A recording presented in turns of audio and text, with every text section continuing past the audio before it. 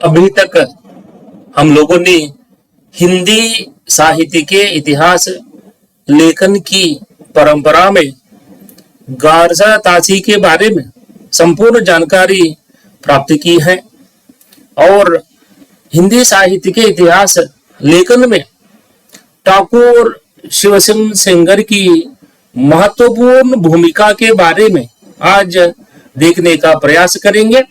ठाकुर शिवसिंह सेंगर भारतीय विद्वान थे। देखिए, एक भारतीय विद्वान थे। हिंदी साहित्य के इतिहास लेखन में दूसरा महत्वपूर्ण प्रयास इन्होंने किया था। किसी भारतीय विद्वान के द्वारा हिंदी साहित्य के इतिहास लेखन में सर्वप्रथम प्रयास है और शिवसिंह सेंगर ने हिंदी साहित्य के इतिहास लेखन में दूसरा महत्वपूर्ण प्रयास किया था।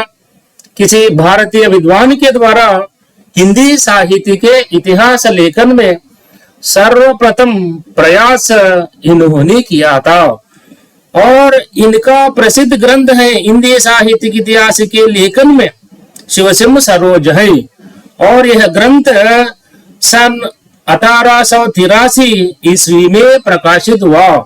इस ग्रंथ में दो भाग है और एक भाग है यहाँ पर पूर्वार्ध भाग है, एक और भाग उत्तरार्ध भाग है। पूर्वार्ध भाग में 838 कवियों के जीवन चरित्र, उनकी कविताओं के उदाहरण दिए गए हैं और उत्तरार्ध भाग में 1003 कवियों के जीवन चरित्र और उनकी कविताओं के उदाहरण जुटाए गए हैं।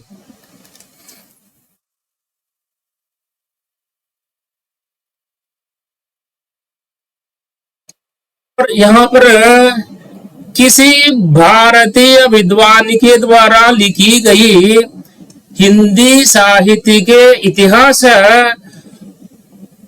के लेखन की प्रथम पुस्तक है शिवसिंह सरोज है और इसका नवीनतम संस्करण सन 1970 ईस्वी में हिंदी साहित्य सम्मेलन प्रयाग से प्रकाशित हुआ। देखिए, तो क्या है यहाँ पर किसी भारतीय विद्वान के द्वारा लिखी गई हिंदी साहित्य के इतिहास के लेखन की प्रथम पुस्तक मानी जाती है और इसका नवीनतम संस्करण हिंदी साहित्य सम्मेलन प्रयाग से प्रकाशित हुआ था सन 1970 ईस्वी में।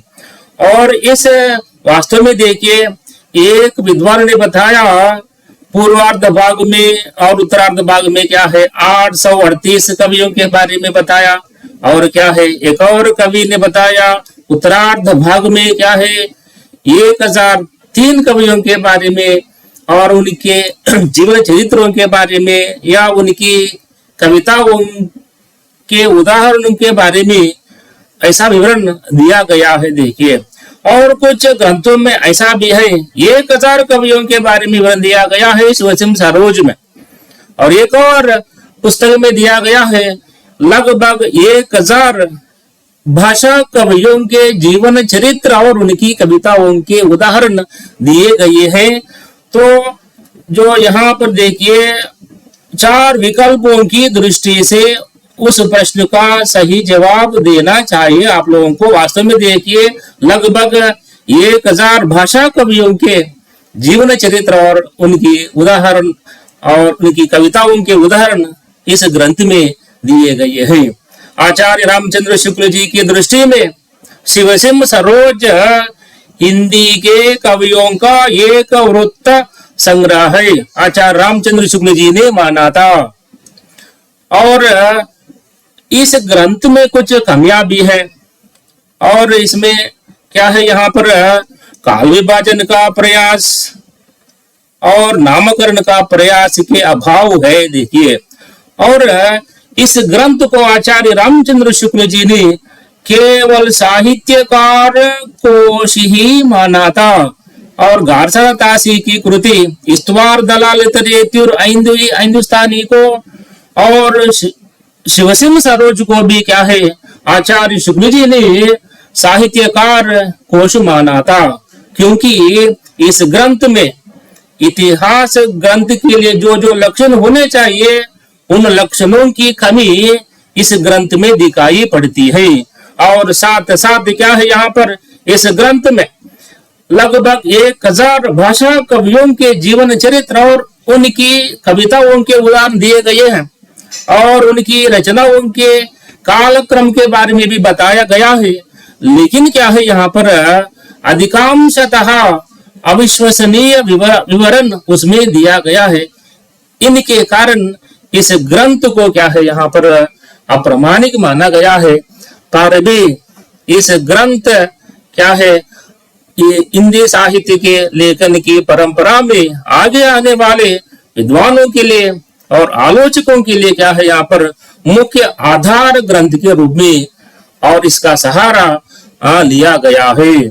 और इस ग्रंथ में क्या है, जो सामग्री है अत्यंत व्यापक सामग्री और इस ग्रंथ में दी गई है। धन्यवाद। और इस वीडियो को यहाँ तक समाप्त कर देते हैं। जय हिंद, जय हिंद है।